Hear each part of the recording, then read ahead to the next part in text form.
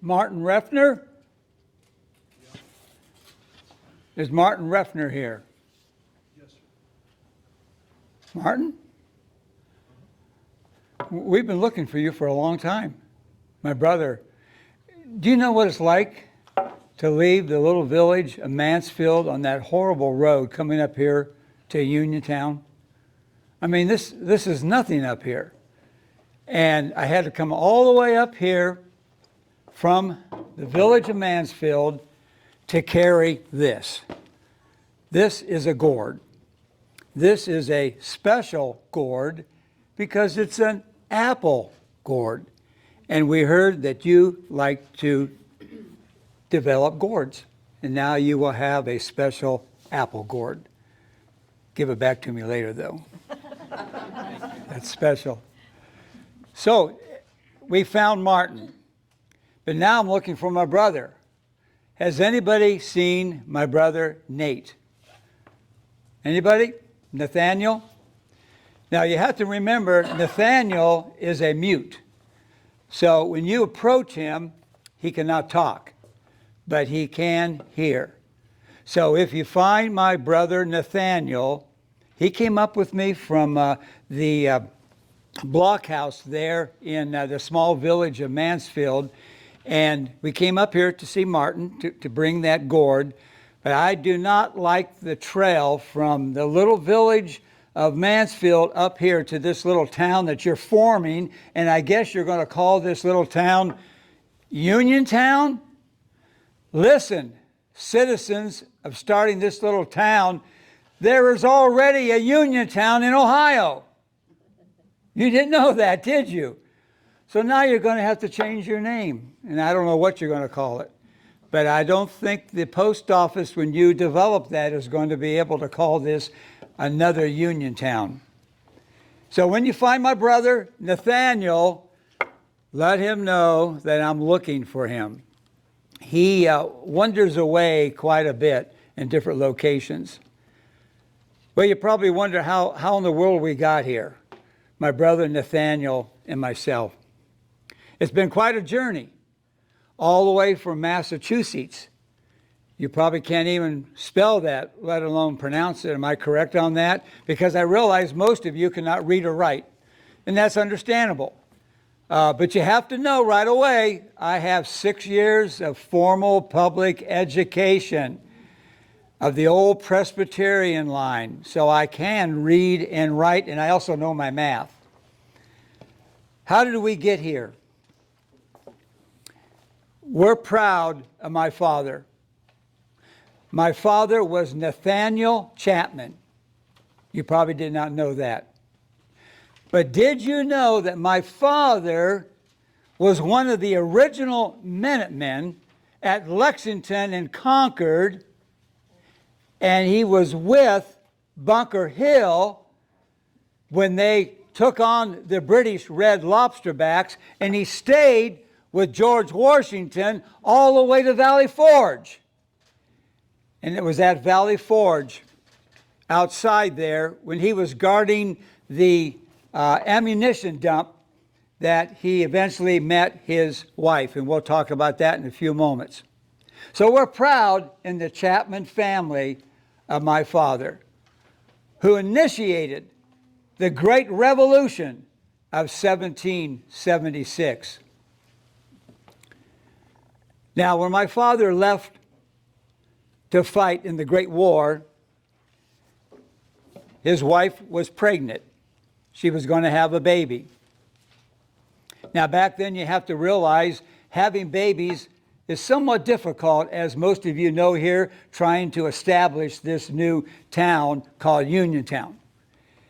And during the birth process, she died. And 2 weeks later, my little baby brother died also.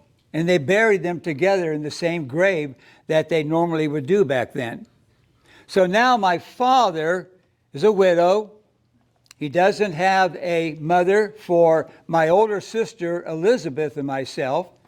And he didn't know what to do. They were corresponding, writing letters back and forth to my uncle. And he asked if my uncle would take us in at Longmeadow and raise us until he, of course, would be dispatched from the Army. We lived with our uncle for about 2 years. Now, while my father was guarding the munition dump there outside of Valley Forge, he decided to start going back to church. What is the best place to find a woman? But church. And a Baptist at that. So I heard an amen. So he started going to this small little Baptist church, and he met a girl by the name of Lucy Cooley. Now, she was 17 years old. He happened to be 45 years old. But you know, age is what? They say just a number. So they end up getting together and getting married. This 17-year-old girl. Well, as God works, in the end, I ended up with 12 brothers and sisters. And of course, with my older sister, Elizabeth, and myself, you can imagine all the mouths to feed in the family. When my father came back from the war, he was not an officer. So he was not entitled to the land grants that the federal government was giving out to all the officers of the Revolutionary War around Marie Antoinette's town, where the Muskingum River would enter the Sprayli-Withipa, that we call it in the Shawandase language. The Sprayli-Withipa, of course, is the Ohio River. He was not entitled to any of the land grants because of that. So he had to stay in Massachusetts. That's where I grew up. Received formal education, but it's hard to feed all those mouths, isn't it? All the heads need food. So when I was 7 summers old, approximately, my older brother, we decided that we were going to get a job. The closest, of course, would be an area that they would take the apples, grind the apples, okay? And what was left after they would grind those apples would be what we call pomace. Do you know what pomace is? That's that mess when you step on an apple. And there would be hundreds of seeds. And we would have to clean up that floor every day with a broom, cleaning up the pomace. Now, my brother said, you know, why can't we take these seeds? And because he was a mute, I could do sign language. And so we worked out something that we could grow apple trees. But then we realized everybody and their grandma has apple trees out there in Massachusetts. George Washington had an orchard, Thomas Jefferson, Benjamin Franklin, all the founding fathers, everyone had apple orchards, peach trees, grapes, fruit that was part of their homestead.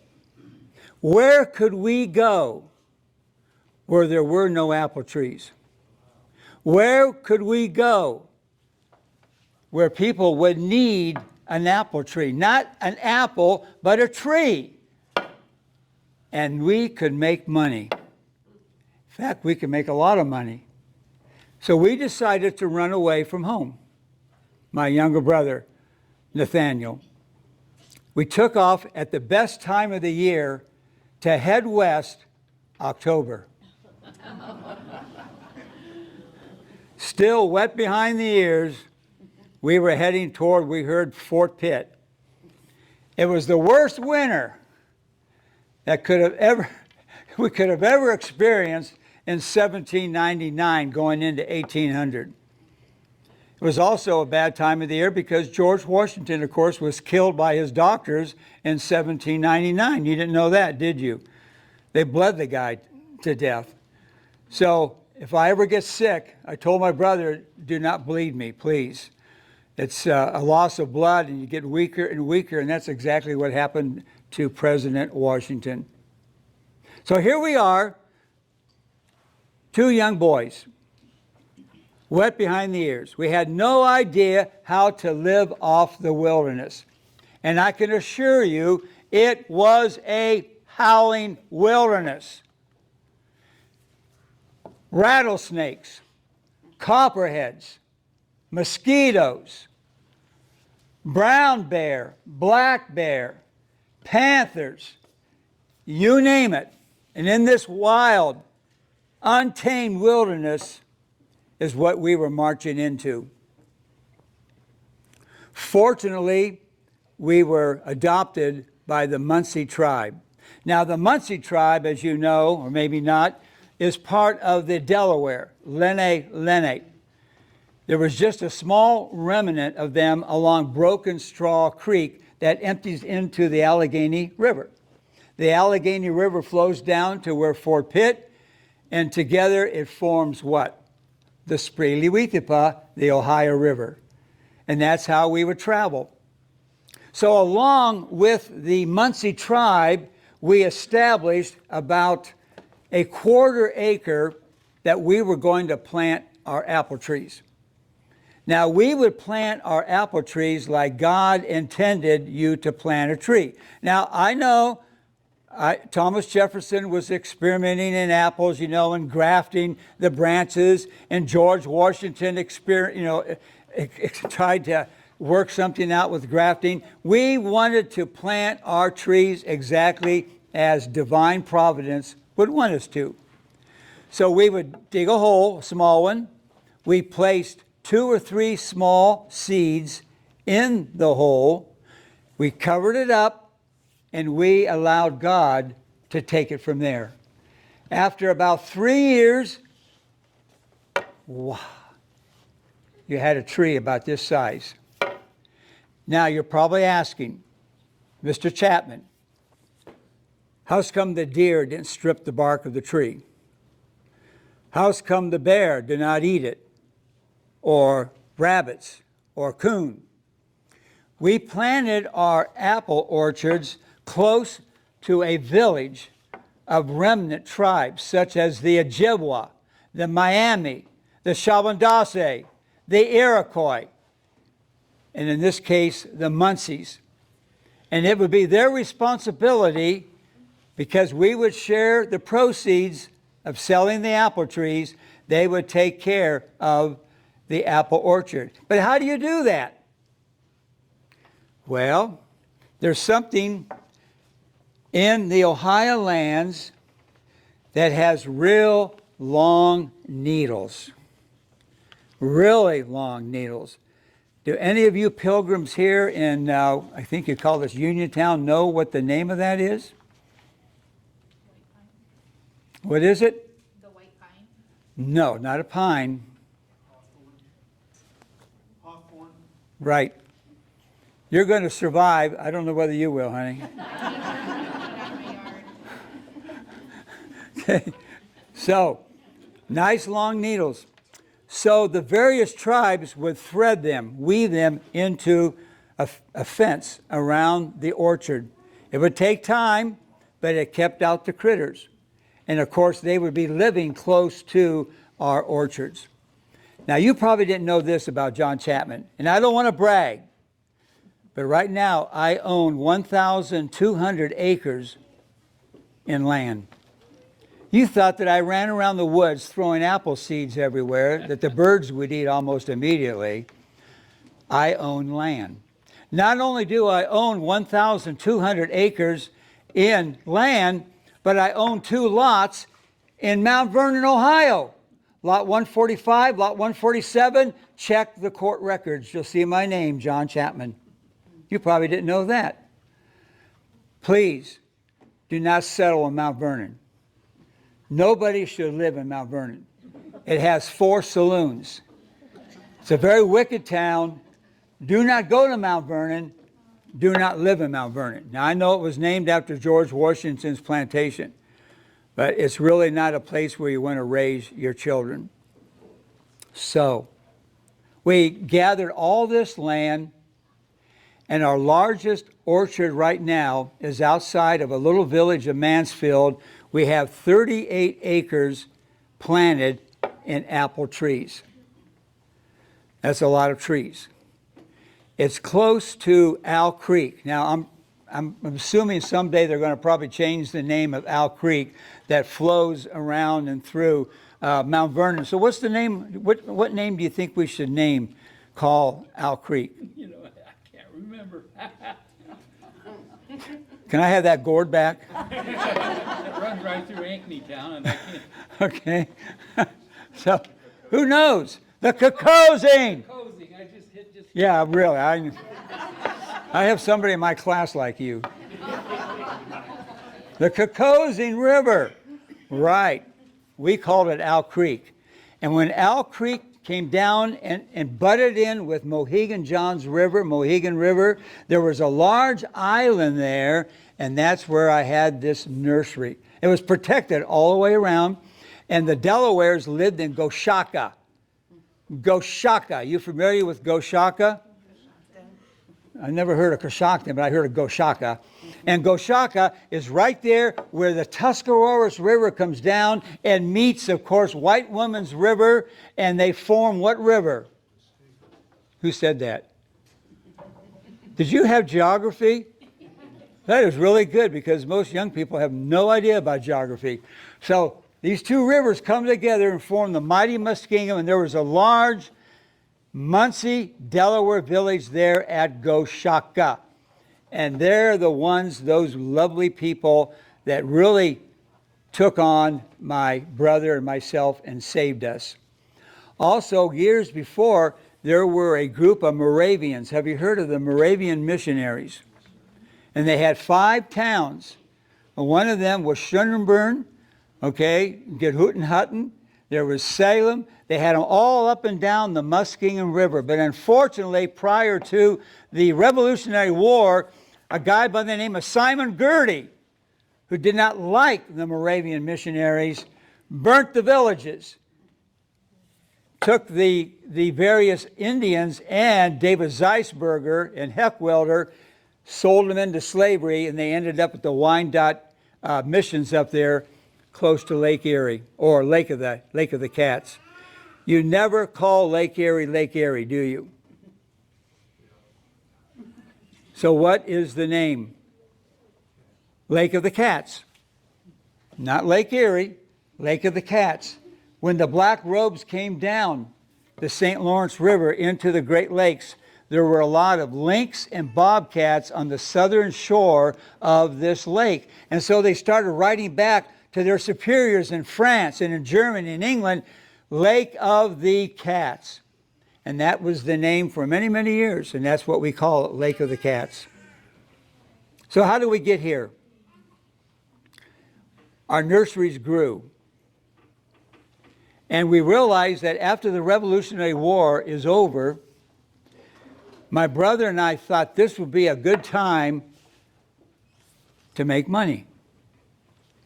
Good capitalist, we wanted to make money.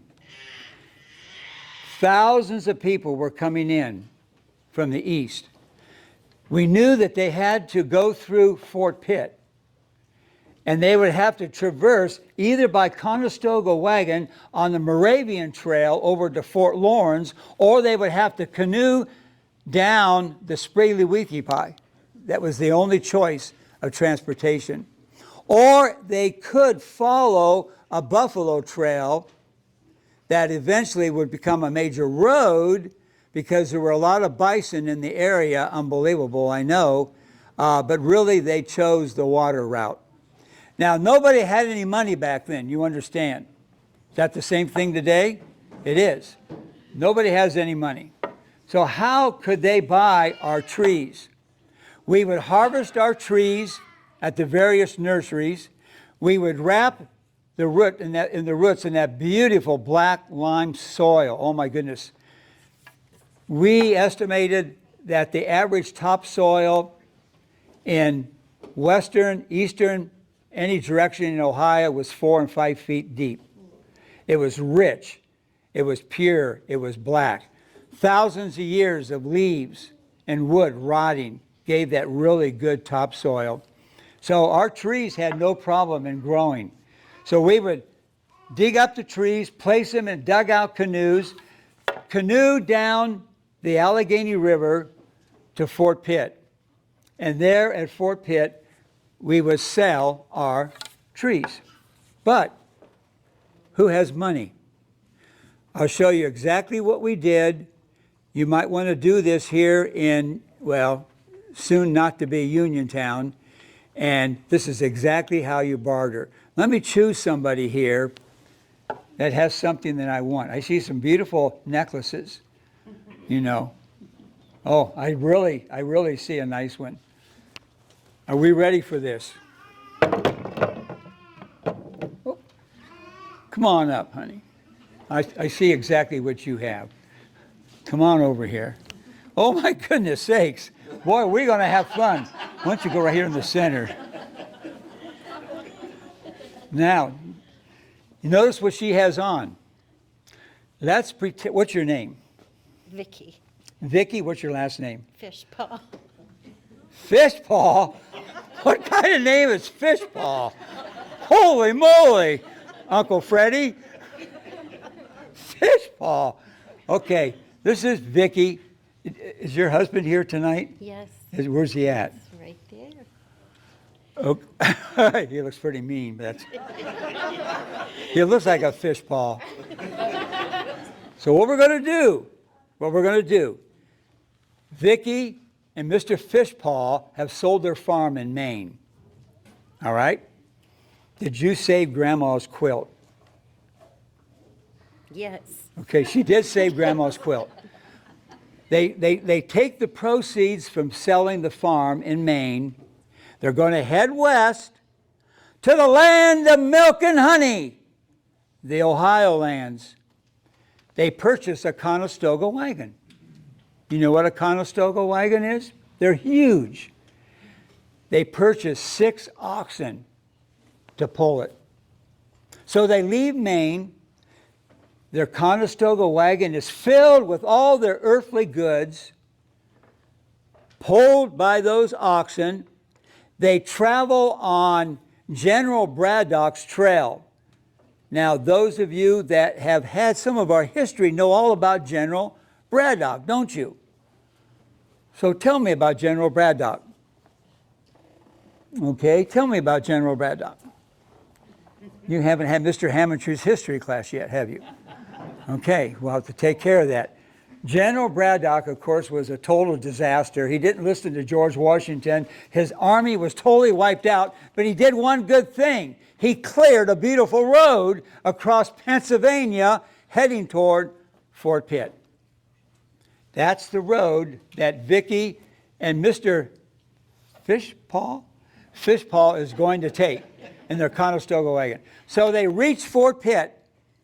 Now, they decided that they are going to travel to a little community called Belpre on the Spratley-Weethipa.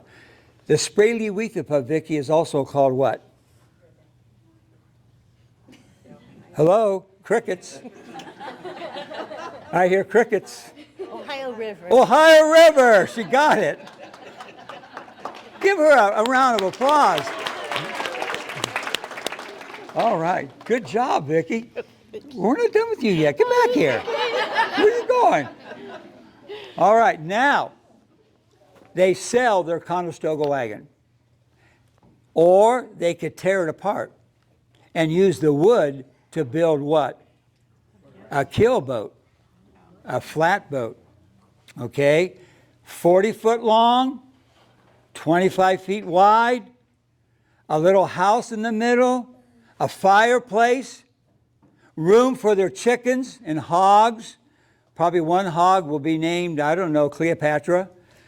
And these little hogs and the chickens will travel down the Spratley-Weethipa to Belpre, into the land of milk and honey, right across from Blennerhassett Island. Anybody been to Blennerhassett Island? What do you guys do with your life anyways? 2 people has been to Blennerhassett Island? So, now, they go down the Ohio River in their keelboat. They travel all the way down. But you know what? The federal government said, yes, we will give you land, but you're going to have to do 3 things. You're going to have to build a cabin within 1 year.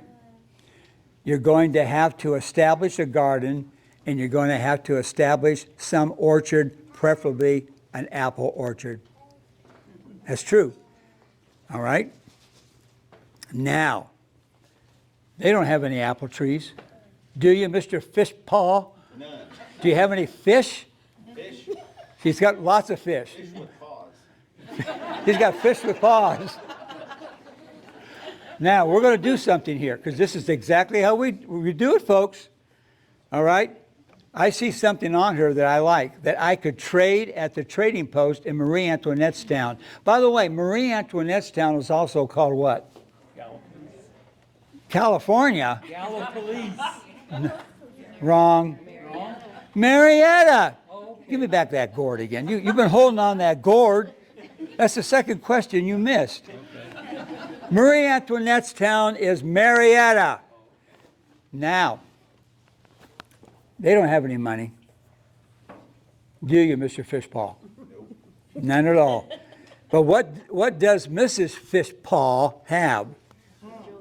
Everybody see this? Kind of just show everybody around here your pretty jewelry. Okay, do you feel like you're in Vogue magazine? I am. Whoa, boy, did she come prepared tonight. Holy moly. All right, so we're gonna do a deal here. Are you done? Get a hold of your wife there, Mr. Okay, I'll tell you what I'm going to do. Listen up. I am going to give her 25 apple trees. Right here. They're right along the wharf. All we have to do is pick them up and place them in the keel boat. And she will follow through with what the federal government, she can plant this and have an orchard. Now, but she has no money. What do I really like that necklace. Everything matches. Do you run around the wilderness like that? It was a lot of work.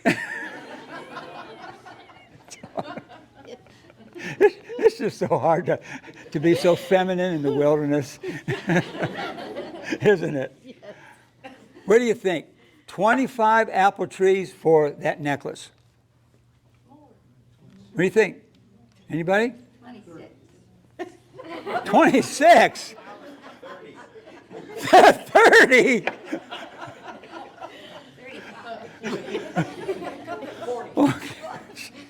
Don't listen to any of them, Mrs. Fishpaw. Yes.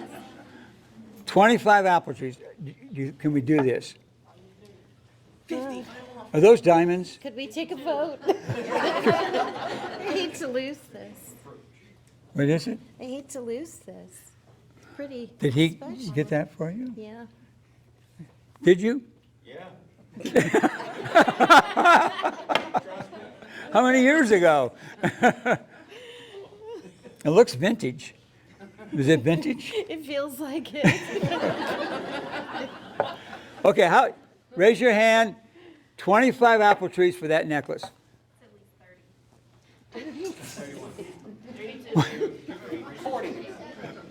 What is going on here? All right, 40. 40 apple trees for the necklace. Got it. Majority wins. Now, we're going to take 40 apple trees, place that on her keel boat. Now she is in agreement with the federal government. They are going to travel down to Belpre, right across from Blennerhassett Island. They are going to build a log cabin, and they are going to plant 40 apple trees in their orchard. Think about that. Now you begin to duplicate that by hundreds of pilgrims coming down through Fort Pitt. Now I charge a flip penny bit for one tree. That's a lot of money. What is a flip penny bit? I'm afraid to ask you anything. What is a flip penny bit? What is it? It's like when you guess on one side and if it flips and you got that side, then you win. You been to Las Vegas?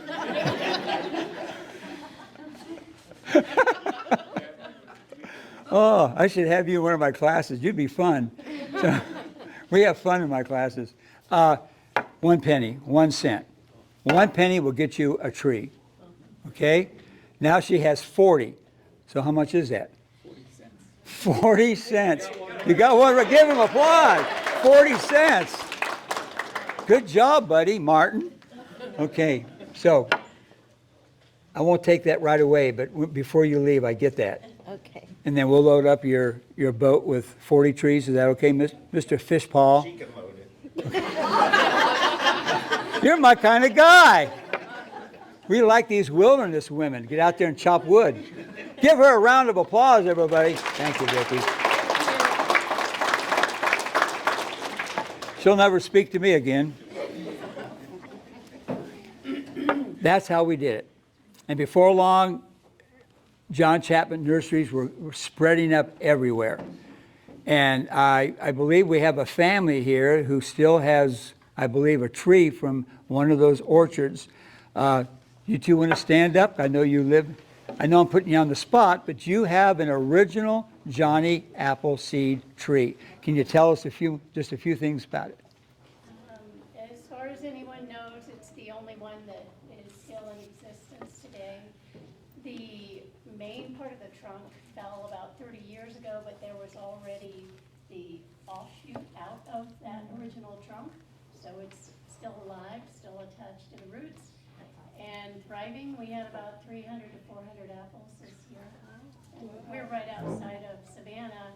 The farm has been in my family since 1837, and Mr. Chapman used to visit when my great-great-great-grandparents were there. Yes. And we still have the original deed from 1837, and we have the original land grant deed from 1826, which was from the family that was there prior, who went through all that, and it's signed by John Quincy Adams. Thank you. Give her a round of applause there for having a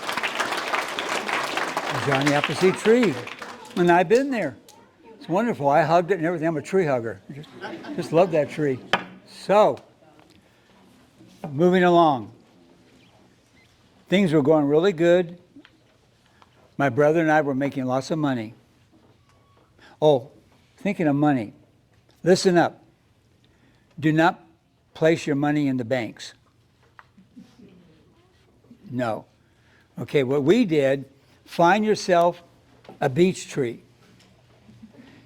Most beech trees have holes in them. A hollow hole of a beech tree. Get a lead container, transfer your paper money into silver or gold, place it in that container, place it in the hollow hole of a beech tree. I guarantee you get the same interest 4 years from now. Nobody's going to take it. The only problem is make sure you know what beech tree you place that money. Because when they started clearing Richland County, and this is a true story, right after the Civil War, they started cutting down the forest in Richland County for that rich soil.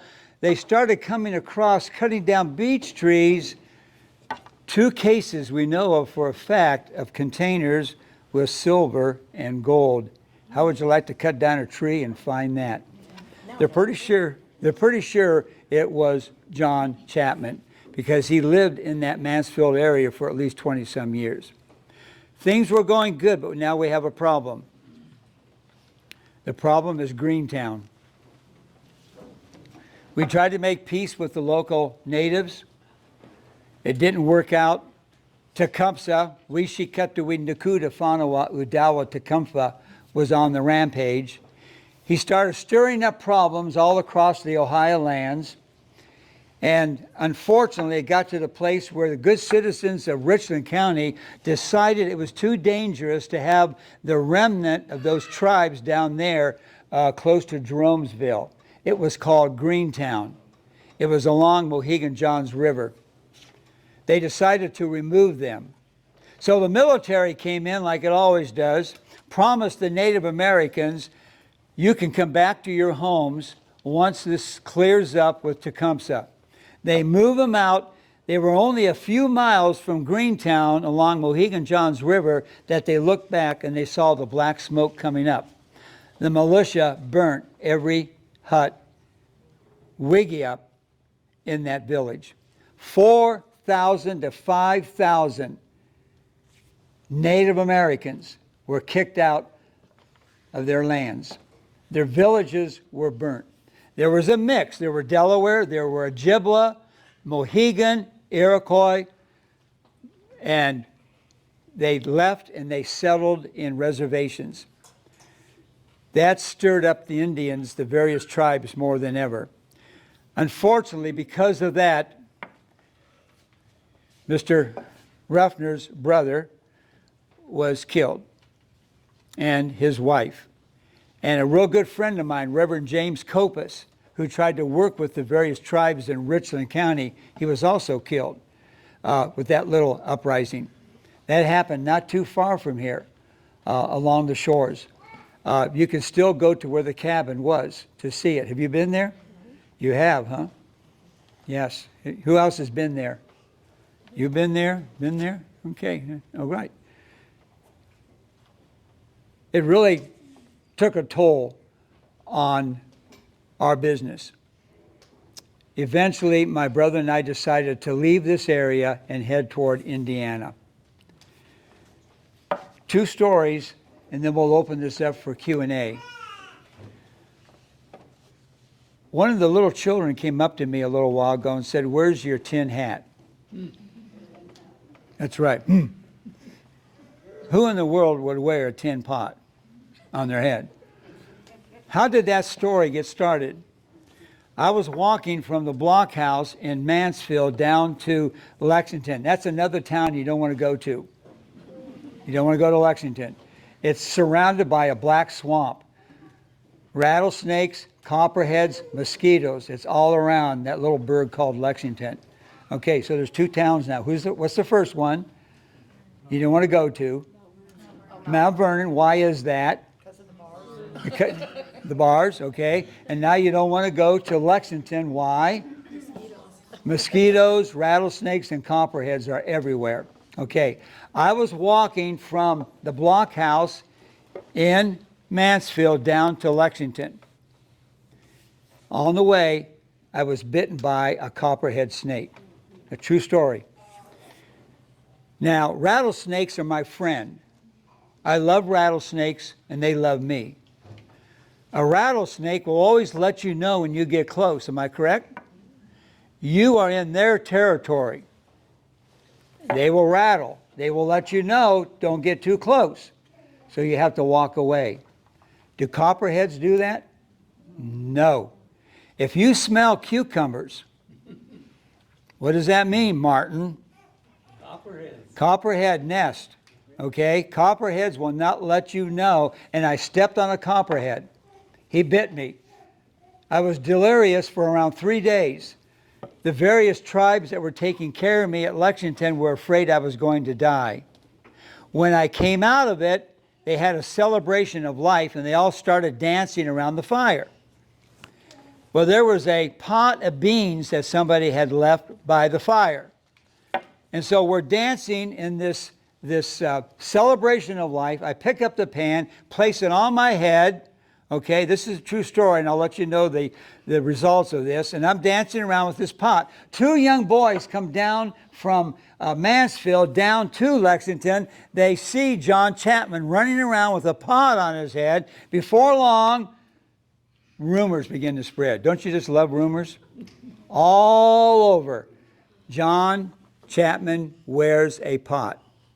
How do we know that story is true?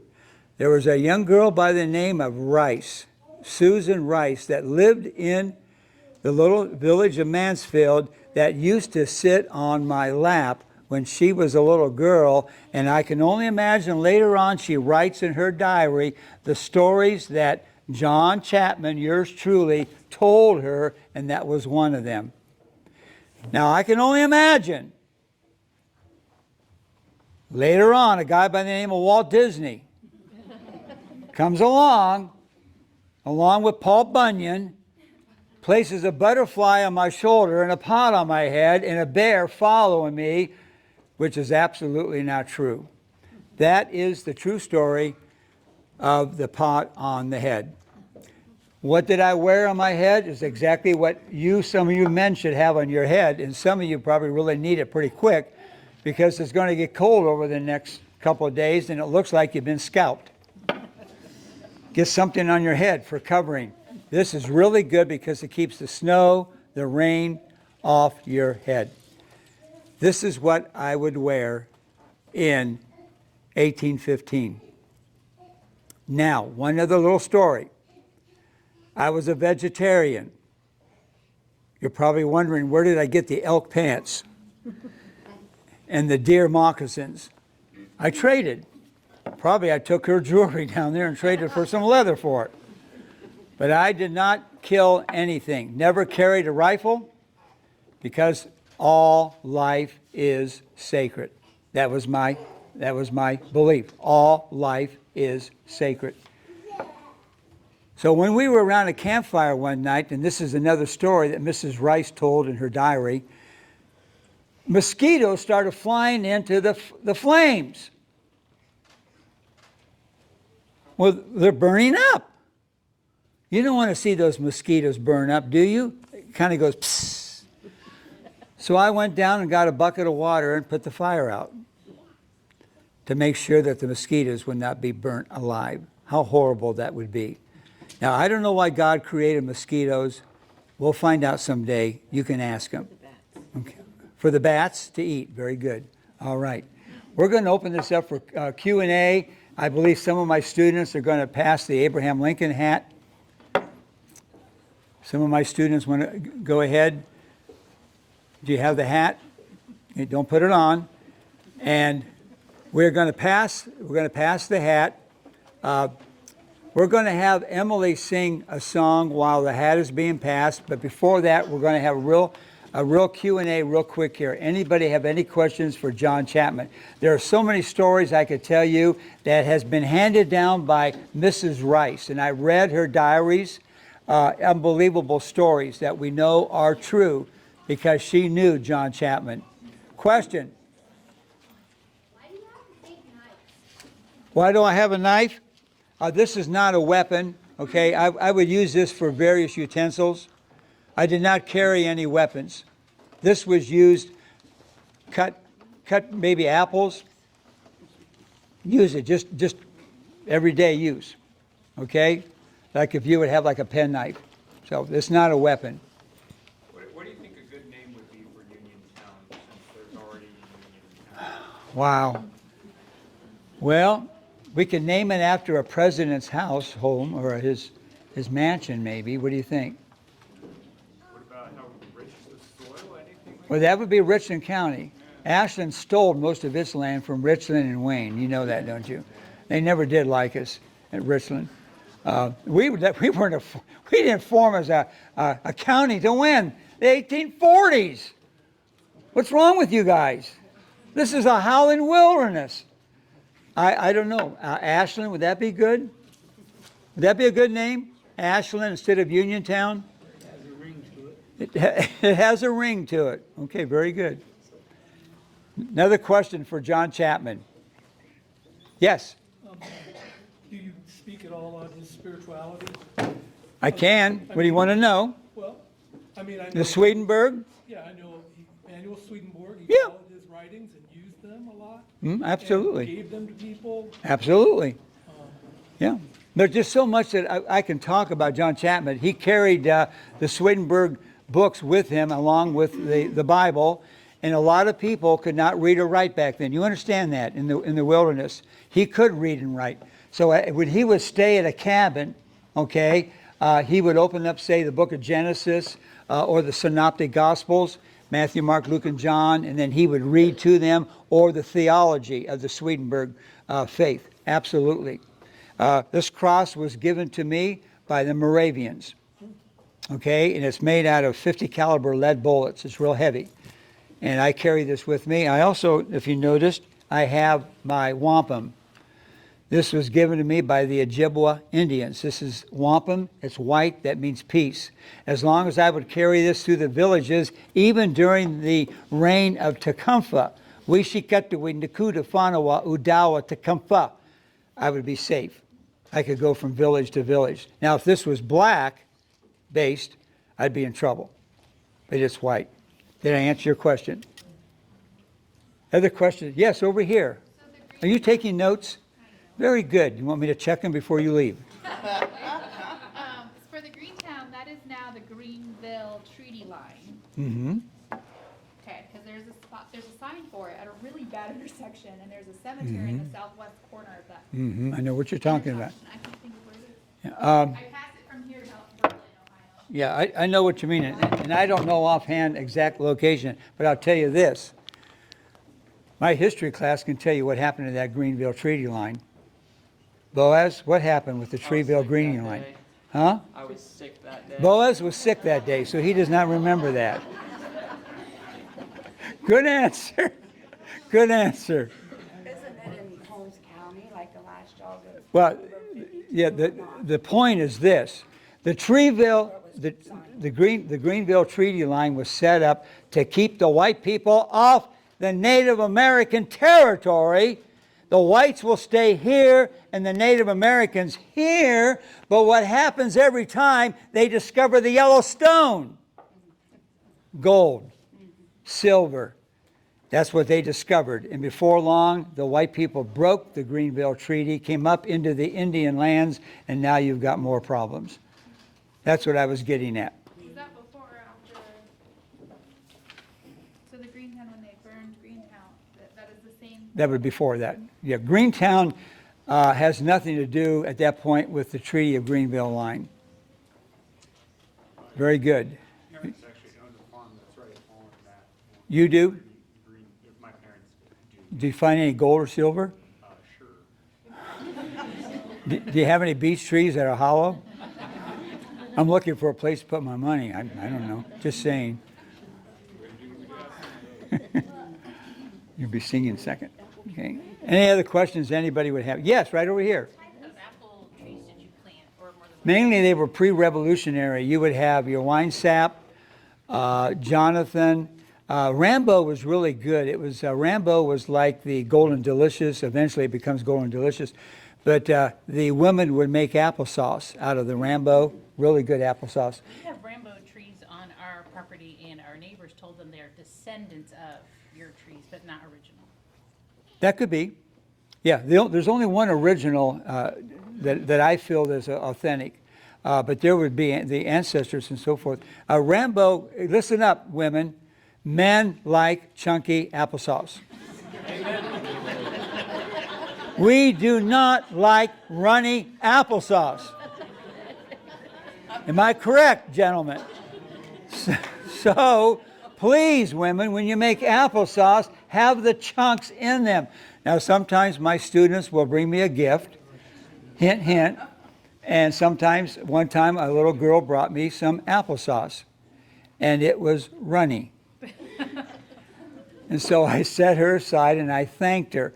And I said, please, and this wasn't at this school, by the way, it was somewhere else where I taught before I was fired. And I said, please, next time your mommy brings me applesauce, have some chunks of apples in it. True story. But anyways, here I am. Any other questions anybody would have on Johnny Appleseed? Did not become known until after the Civil War, when people forgot about John Chapman, and they kept thinking that seed man, that apple seed man, and before long, by 1780, Johnny Appleseed had taken off. But prior to the Civil War, nobody knew of Johnny Appleseed. They only knew of John Chapman. He was a real figure, had a large family. His sister lived down there in Jeromesville. His other sister lived in Fort Wayne, Indiana. And his older sister, Elizabeth, stayed in Longmeadow until she died. So his family was pretty much spread everywhere. Any questions anybody have on the authentic John Chapman? Yes? Yeah, does Apple Creek come in play at all? Not that I'm aware of with Johnny Appleseed, unless you know something I don't know. I think they celebrate you or something. I don't know. there. They I thought could. They had some kind of. I don't know everything, even though I taught Ohio history. I don't know Ohio history. They used to teach Ohio history. They used to teach geography. Yeah. Goodness sakes. North, south, east, and west. Even the Indians of Ohio, where they were and located and all, yeah. Did I answer your question? No, but that's okay. No, yeah. Yeah, I don't know. I think they have a Johnny Appleseed festival or something there. But they have a fake Johnny Appleseed. He's phony. Yeah. Okay. Any other questions anybody would have? Oh, over here? Oh, no. It's my wife. Were you lonely without a wife? Was I lonely without a wife? John Chapman was never married. That is absolutely true. And I probably was lonely, but I have one now. Sitting right next to Vicky Fishpaw. Question. When and where and how old was he when he died? Ah! When I died, Yeah, you're in the afterlife now. John Chapman was 71 years old. Okay, mathematicians, if I was born in 1776, okay, and I died in 1845, how old was Johnny Appleseed? Did I do that? I do that all the time in class. Is that correct? I'm always giving the answer to my students. I just passed out the test in Western Civ today, and I found out that I gave a lot of my students clear credit, didn't I? That's just how I am. Take it and run with it. Any other questions? Yes? He has a question for you. Oh, okay, Gift. Who's that, your brother? All right.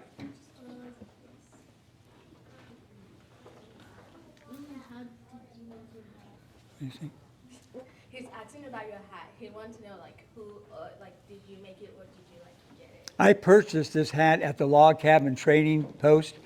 Mainly, they would make them out of felt, and basically all the husbands or men would wear these. They're really good to keep the sun, rain, snow, sleet. I never wore a pot on my head, please. I went to the Johnny Appleseed Festival at Apple Creek, and there was some guy running around with a pot on his head. I couldn't take it. I had to walk up to him and take that pot off his. Please take it off. You're misrepresenting the true John Chapman. So you're going to find fakes, but not here. I'm the real deal. Is that correct, Martin? I've known you for a long time. Yes, you have. You married us. Yeah, that's right. Yeah, I'm glad you did. Any other questions? One of the Anybody? good things I did. Yeah, one of the good things you did, huh? Anybody else have any questions, please? I don't have all the answers, but my students think I do, so don't let them know different. Yes? Where were you laid to rest at then? I died at close to about 20 miles north of Fort Worth, Indiana. A real good friend of mine, Dr. Worth, and he buried me. I probably died of pneumonia, and right now they have like a memorial there at, I think it was, is it Archer Cemetery? Park. What is it? Archer Park. Archer Park. Yeah. It took 10 years in probate court to settle his estate. He owned 1,200 acres. That all had to be settled in probate court. I don't know how, he owned a lot of cattle. He had horses. All that had to be taken care of and had to go through probate. I think the government got most of it in taxes. The lawyers. So growing up, I always had this impression that you were just a good humanitarian who went around, doing this not for profit. Mm-hmm. So do you know what your net worth was at the time you died? Because I looked it up, and your 40 trees for a necklace that back then would have been, if it was a moderate amount of silver with a carat of diamonds, was $50. That's a lot of money.